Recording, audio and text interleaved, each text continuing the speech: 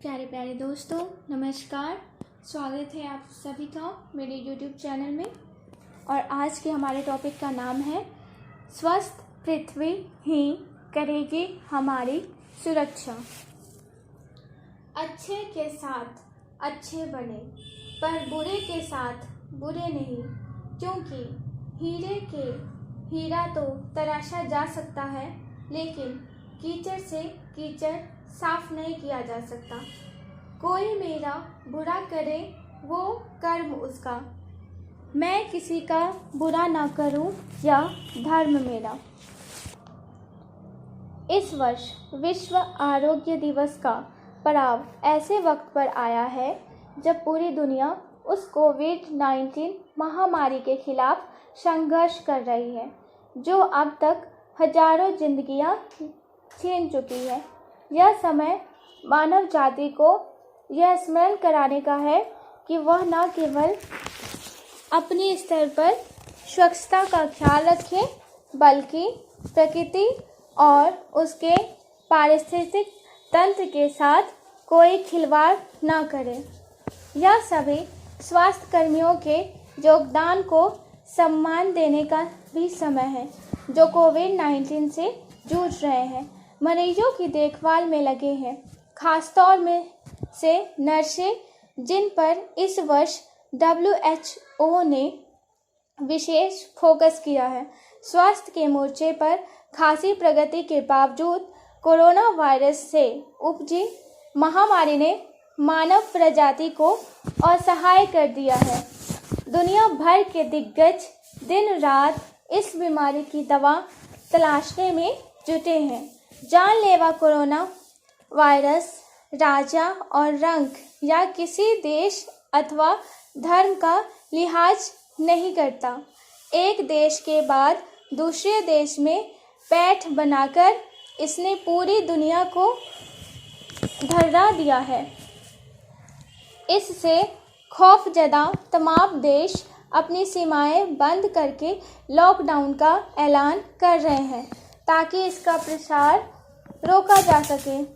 यह किसी दुस्वप्न से कम नहीं है कि जहां वर्ल्ड वाइड वेब यानी इंटरनेट ने दुनिया को खोलकर लोगों को आपस में जोड़ दिया था, वहीं कोरोना वायरस ने देशों को सीमाएं बंद करने और अपनी जनता को शारीरिक दूरी का पालन करने पर मजबूर कर दिया है।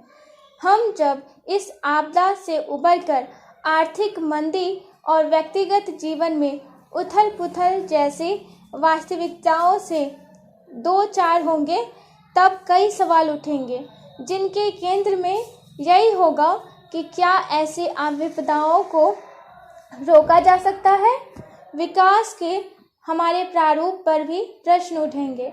कुछ जानकार दलीलें भी दे रहे हैं कि अन्य प्रजातियों के पर्यावास को नष्ट करने की मानवीय तृष्णा ऐसी आपदाओं को आमंत्रण दे रही है। इस महामारी ने पारिस्थितिकी असंतुलन के विषय को केंद्र में ला दिया है। पारिस्थितिकी में संतुलन की पुनर्स्थापना के लिए प्राचीन भारतीय दर्शन सबसे अहम कड़ी साबित हो सकता है। हमारे प्राचीन वैदिक साहित्य में सभी जीवित प्रजातियों को बराबर सम्मान देने के उदाहरण हैं। ऋग्वैदिक ऋचाओं में सभी के कल्याण की प्रार्थना की गई है। उनमें वनस्पति, विशेषकर औषधीय गुणों वाले पौधों के बड़ी संख्या में उगने की कामना की गई है, ताकि सभी बीमारियों की देखभाल के साथ हम स्वस्थ जीवन जी सके। उनमें ईश्वर से विनती है कि सभी प्राणियों के हृदय में शांति का वास हो। उनमें प्रकृति को महत्ता एवं शांतिपूर्ण अस्तित्व का प्राचीन भारतीय दर्शन प्रतिबिंबित होता है। पर्यावरण पारिस्थितिकीय संतुलन का संरक्षण हमारी प्राचीन परंपरा रही है।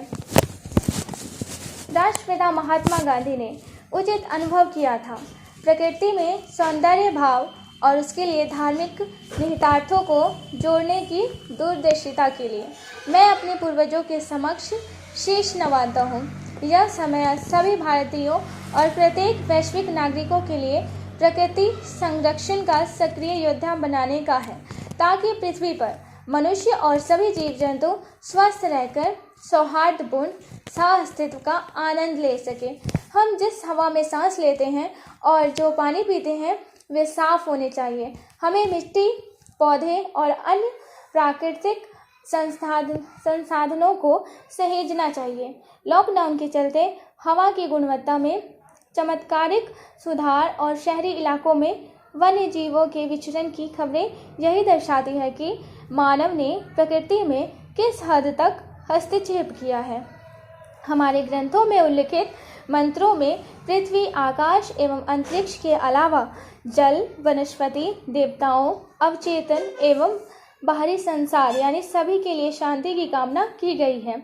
स्वतंत्रता के बाद से भारत ने स्वास्थ्य से जुड़े विभिन्न सूचकांकों में खासी प्रगति की है। इस दौरान हमें स्मॉल पॉक्स जैसी कई संक्रामक बीमारियों के अलावा पोलियो के उन्मूलन में सफलता मिली। भारत में औसत जीवन प्रत्याशा बढ़कर 69 वर्ष हो गई है। 1990 से 2016 के दौरान संक्रामक मातृ, नवजात शिशु और पोषण संबंधी बीमारियों में भारत का बोझ 61% से हल्का होकर 33% रह गया है।